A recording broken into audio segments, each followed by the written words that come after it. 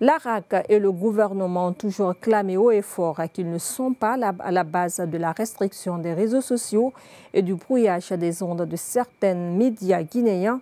Eh bien, les masques sont désormais tombés. C'est l'intitulé de notre billet du jour signé par Bamamad Alpha.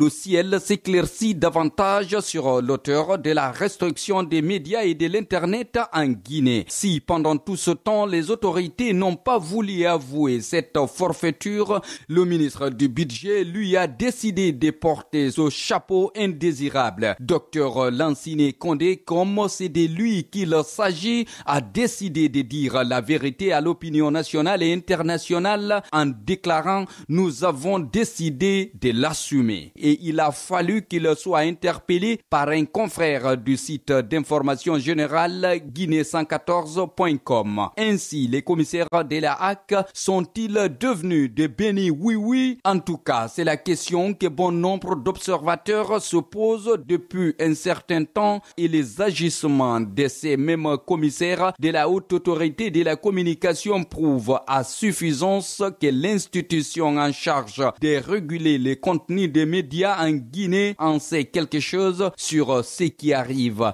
à la presse guinéenne. Et je pense que c'est bien fait pour les patrons et associations de presse qui ont toujours cru à la sincérité et au franc jeu de cette institution républicaine. Une institution d'ailleurs décriée de par sa composition. À l'allure où vont les choses, les patrons de presse et journalistes qui ont toujours défendu cette institution n'ont que leurs yeux pour pleurer puisque ce sont eux qui ont plaidé pour sa réhabilitation. L'on se rappelle qu'à l'avènement des militaires au pouvoir par coup de force le 5 septembre 2021, la toute première décision de la junte était la dissolution de toutes les institutions de la République. Alors, il a fallu l'intervention des professionnels des médias pour que la HAC continue d'exister. En tout cas, cet organe censé réguler le contenu des médias fait plus de mal à la corporation que de bien. C'est lui qui avait dit que c'est la personne que tu as soigné les dents qui va te mordre a eu raison une fois encore car c'est le cheval engraissé qui agresse. Alors, c'est le moment de tirer les leçons et surtout de se joindre au mouvement social guinéen pour mener le combat avant que ça ne soit tard. Autre fait marquant de cette affaire, c'est le réveil tardif du groupe Canal+